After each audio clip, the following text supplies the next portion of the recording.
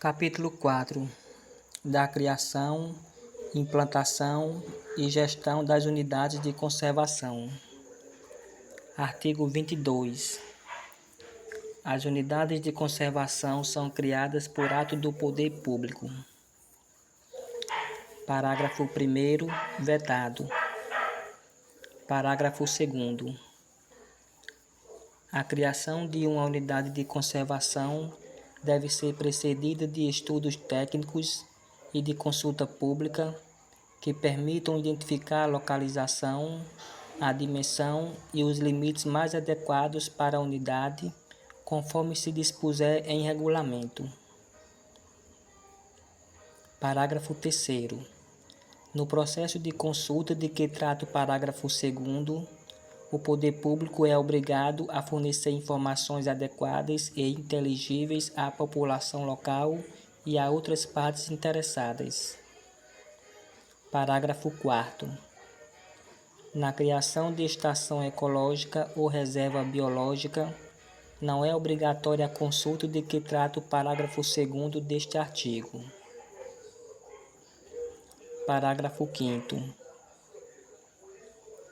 As unidades de conservação do grupo de uso sustentável podem ser transformadas total ou parcialmente em unidades do grupo de proteção integral por instrumento normativo do mesmo nível hierárquico do que criou a unidade, desde que obedecidos os procedimentos de consulta estabelecidos no parágrafo 2º deste artigo.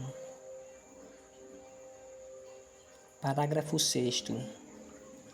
A ampliação dos limites de uma unidade de conservação, sem modificação dos seus limites originais, exceto pelo acréscimo proposto, pode ser feita por instrumento normativo do mesmo nível hierárquico do que criou a unidade, desde que obedecidos os procedimentos de consulta estabelecidos no parágrafo 2º deste artigo. Parágrafo 7º. A desafetação ou redução dos limites de uma unidade de conservação só pode ser feita mediante lei específica. Artigo 22-A.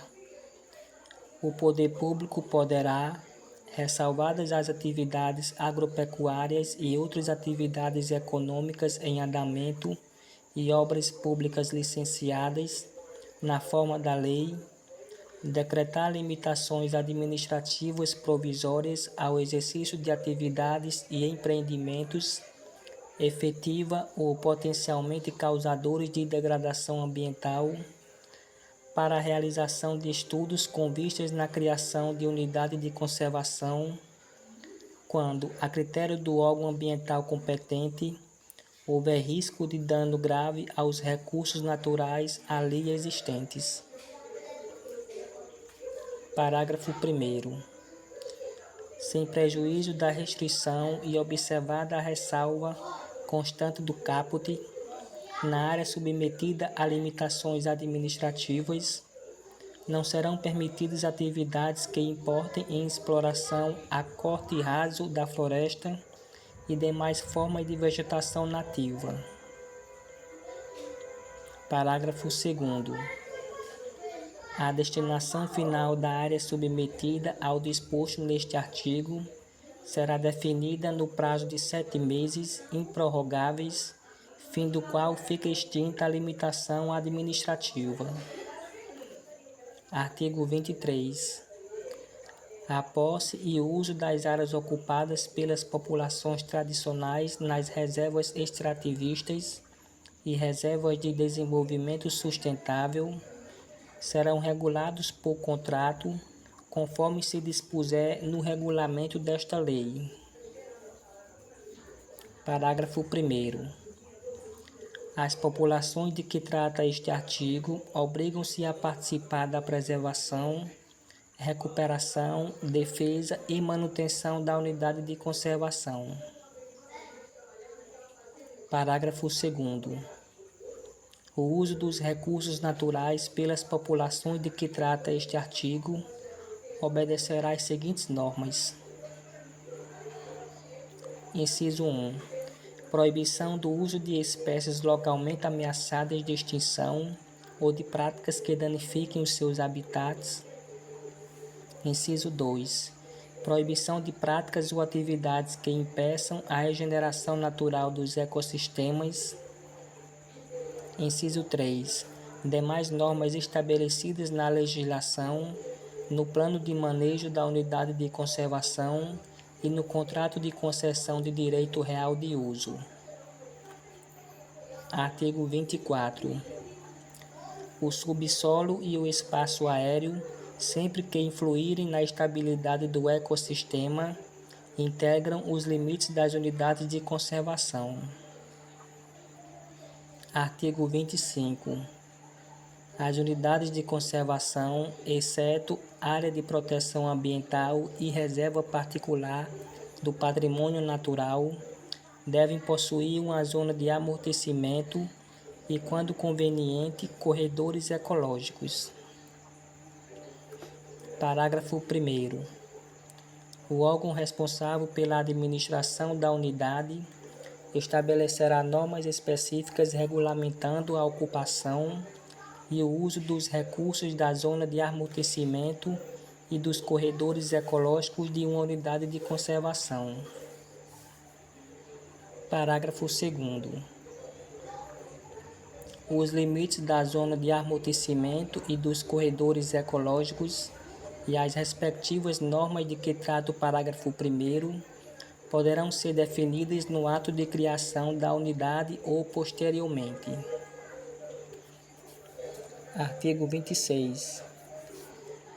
Quando existir um conjunto de unidades de conservação de categorias diferentes ou não, próximas, justapostas ou sobrepostas, e outras áreas protegidas públicas ou privadas, constituindo um mosaico, a gestão do conjunto deverá ser feita de forma integrada e participativa, considerando-se os seus distintos objetivos de conservação, de forma a compatibilizar a presença da biodiversidade, a valorização da sociodiversidade e o desenvolvimento sustentável no contexto regional. Parágrafo único. O regulamento desta lei disporá sobre a forma de gestão integrada do conjunto das unidades. Artigo 27. As unidades de conservação devem dispor de um plano de manejo. Parágrafo 1º. O plano de manejo deve abranger a área da unidade de conservação, sua zona de amortecimento e os corredores ecológicos, incluindo medidas com o fim de promover sua integração à vida econômica e social das comunidades vizinhas. Parágrafo 2º.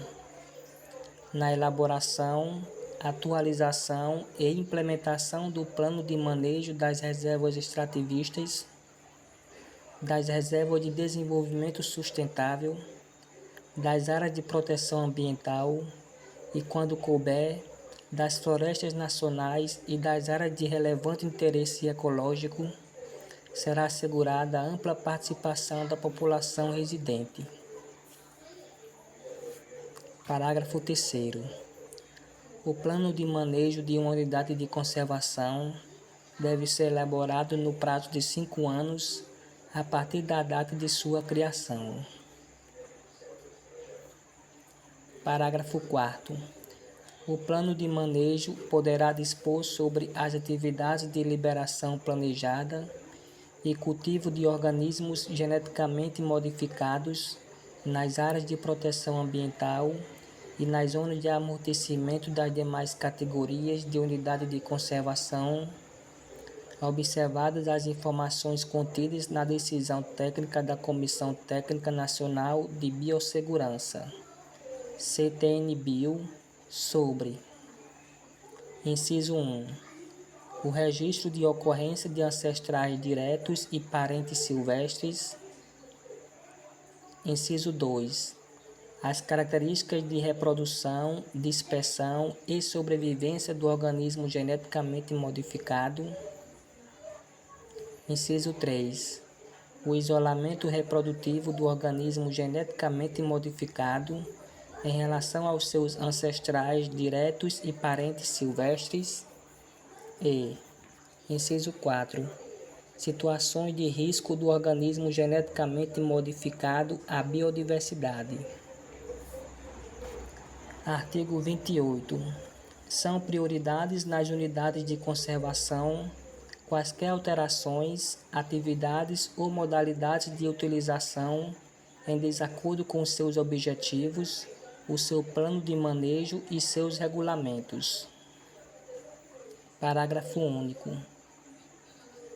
Até que seja elaborado o plano de manejo, todas as atividades e obras desenvolvidas nas unidades de conservação de proteção integral devem se limitar àquelas destinadas a garantir a integridade dos recursos que a unidade objetiva proteger, assegurando-se às populações tradicionais, porventura, residentes na área as condições e os meios necessários para a satisfação de suas necessidades materiais, sociais e culturais. Artigo 29.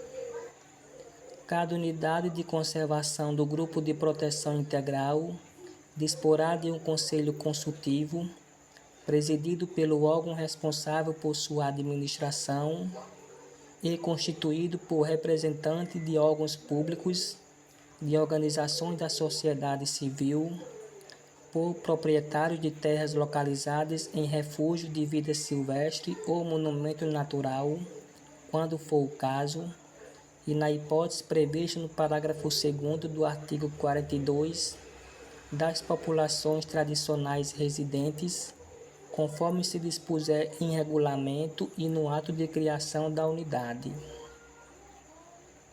Artigo 30. As unidades de conservação podem ser geridas por organizações da sociedade civil de interesse público, com objetivos afins aos da unidade, mediante instrumento a ser firmado com o órgão responsável por sua gestão. Artigo 31. É proibida a introdução nas unidades de conservação de espécies não autóctones. Parágrafo 1º. Excetuam-se do disposto neste artigo as áreas de proteção ambiental, as florestas nacionais, as reservas extrativistas e as reservas de desenvolvimento sustentável, bem como os animais e plantas necessários à administração e às atividades das demais categorias de unidades de conservação, de acordo com o que se dispuser em regulamento e no plano de manejo da unidade. Parágrafo 2º.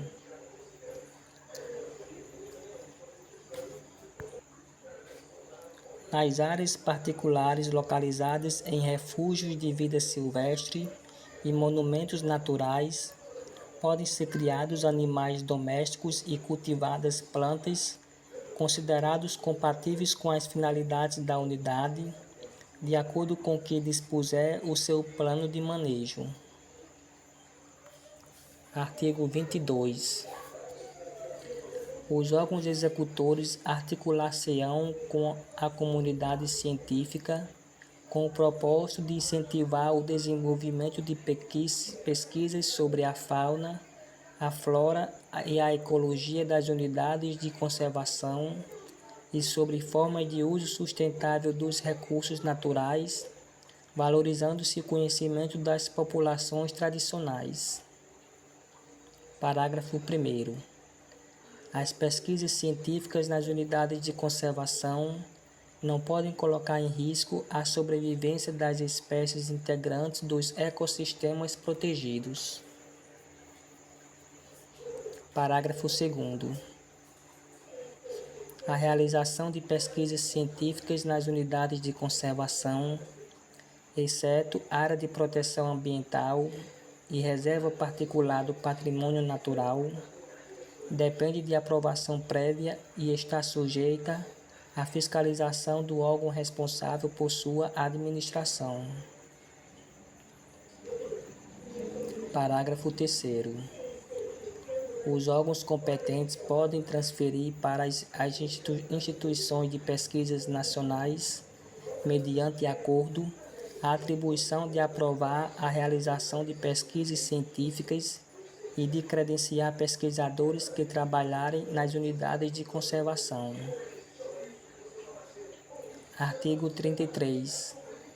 A exploração comercial de produtos, subprodutos ou serviços obtidos ou desenvolvidos a partir dos recursos naturais, biológicos, cênicos ou culturais, ou da exploração da imagem de unidade de conservação, exceto área de proteção ambiental e reserva particular do patrimônio natural, dependerá de prévia autorização e sujeitará o explorador a pagamento, conforme disposto em regulamento. Artigo 34.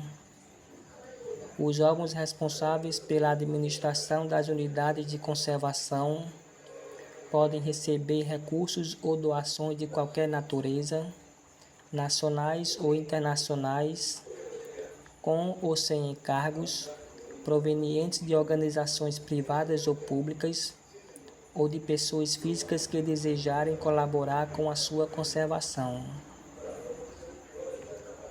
Parágrafo único. A administração dos recursos obtidos cabe ao órgão gestor da unidade e estes serão utilizados exclusivamente na sua implantação, gestão e manutenção. Artigo 35. Os recursos obtidos pelas unidades de conservação do Grupo de Proteção Integral, mediante a cobrança de taxa de visitação e outras rendas decorrentes de arrecadação, serviços e atividades da própria unidade, serão aplicados de acordo com os seguintes critérios. Inciso 1.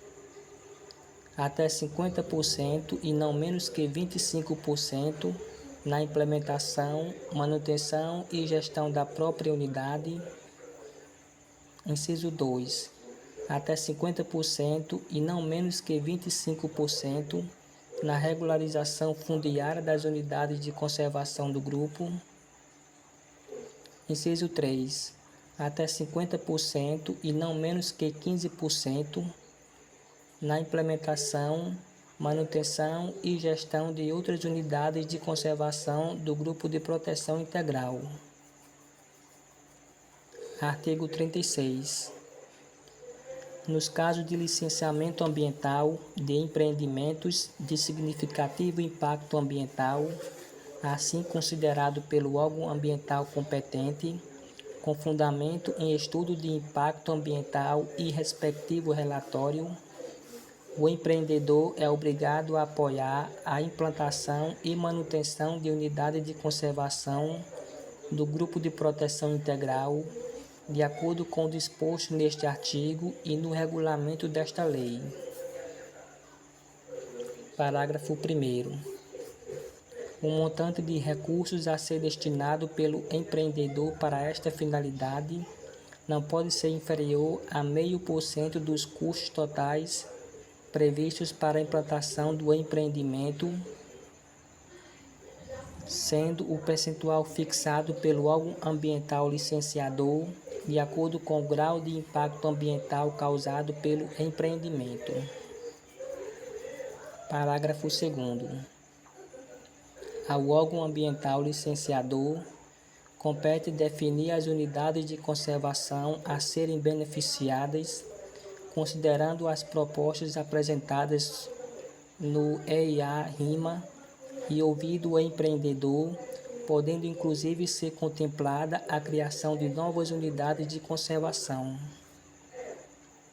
Parágrafo 3º. Quando o empreendimento afeta a unidade de conservação específica ou sua zona de amortecimento, O licenciamento a que se refere o caput deste artigo só poderá ser concedido mediante autorização do órgão responsável por sua administração e a unidade afetada, mesmo que não pertencente ao grupo de proteção integral, deverá ser uma das beneficiárias da compensação definida neste artigo. Parágrafo 4º. A obrigação de que trata o caput deste artigo poderá, em virtude do interesse público, ser cumprida em unidades de conservação de posse e domínio públicos do grupo de uso sustentável, especialmente as localizadas na Amazônia Legal.